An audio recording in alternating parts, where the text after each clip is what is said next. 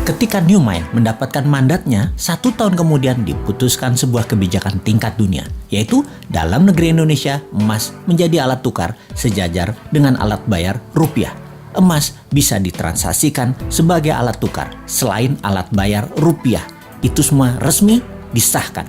E-Gold adalah transaksi berbasis fisik emas dan digital dengan menyediakan 10.000 ATM Gold dalam 3 tahun di seluruh Indonesia.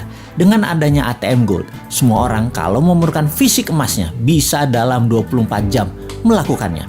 Kemudian, transaksi antar negara dengan Indonesia akan menggunakan emas sebagai alat tukarnya 3 tahun kemudian setelah kebijakan nasional itu dijalankan. Diharapkan dalam 3 tahun setelah hal ini, semua di regional ASEAN, e-Gold menjadi alat tukar resmi antar negara ASEAN dan negara Selatan Pasifik. Dalam 5 tahun, seluruh tambang emas Indonesia menjadi underlying emas fisik e-Gold. Semua ini sesuai dengan pasal 33 Undang-Undang 45 bahwa kekayaan alam milik rakyat 100% dan menjadi base transaksi 24 negara, negara ASEAN dan negara Selatan Pasifik, dari ujung Burma sampai Guam. Kemudian masuk ke seluruh negara di dunia yang berpenduduk mayoritas Islam dan negara yang kuat pendanaan syariah seperti Inggris dan Uni Eropa dalam 5 tahun setelahnya. Maka dalam 15 tahun setelah kebijakan diterbitkan, ditargetkan 50% transaksi dunia menggunakan e-Gold. Emas adalah pengadil yang adil. Indonesia akan menjadi negara pertama bebas inflasi. Kemudian diikuti negara-negara regional dan dalam 15 tahun 50% dunia bergabung dalam dunia tanpa inflasi. Harga emas akan dibuat diam, tidak bergerak, tidak di-floating lagi berdasarkan demand dan supply agar oligar dan globalis tidak bisa bermain harga. Harga emas akan diam, dipatok diam. 1 gram emas sama dengan 1 juta rupiah. Sisa dunia menyesuaikan harga tersebut. Sejak saat itu, harga di dunia dimanapun atas barang yang sama adalah sama. Sungguh, kita memerlukan konsep bernegara yang sontoloyo untuk membuat Indonesia menjadi negara superpower. Kita tidak butuh populis, tidak butuh diliput kegiatan kecil-kecil. Kita butuh gerakan besar yang berani. Seberani pejuang kemerdekaan tahun 45 ketika mereka ditangkap dan dieksekusi sekutu, juga dieksekusi Belanda.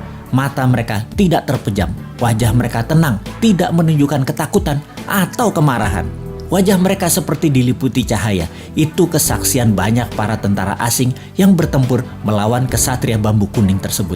Semua itu membuat mereka ragu perjuangan mereka, para tentara sekutu dan Belanda itu. Karena di bawah sadar mereka tahu, kesatria bambu kuning ini dibela alam, diberkahi Allah, Tuhan semesta alam. Karena itu, mereka segera sadar dan mundur. Segitu besar pengaruhnya bahwa keyakinan membawa kebenaran hakiki oleh pejuang kita di tahun 45 bisa memerdekakan bangsa yang besar milik dunia ini. Saat ini pun Nusantara memiliki pejuang-pejuang itu. Nusantara sudah masanya bergerak. Wahai para pemuda, Anda bersiap berjuang dengan berani, berjiwa tenang karena tahu ini semua perjuangan untuk Indonesia menjadi pengadil dunia teradil untuk membuat dunia ke depan damai selama 1000 tahun. Wahai pemuda New Mind, inilah masa kalian menjadi pembeda, menjadi pejuang kesejahteraan dunia untuk jadi penengah kisruhnya dunia. Rebutlah kekuasaan globalis yang merugikan dan jinakan negara dunia yang saling bunuh untuk kekuasaan dan pertumpahan darah untuk sebuah kepuasan jabatan. Sudah itu semua. Sebar terus pemahaman New Mind yang bisa membuat Indonesia menjadi negara superpower segera.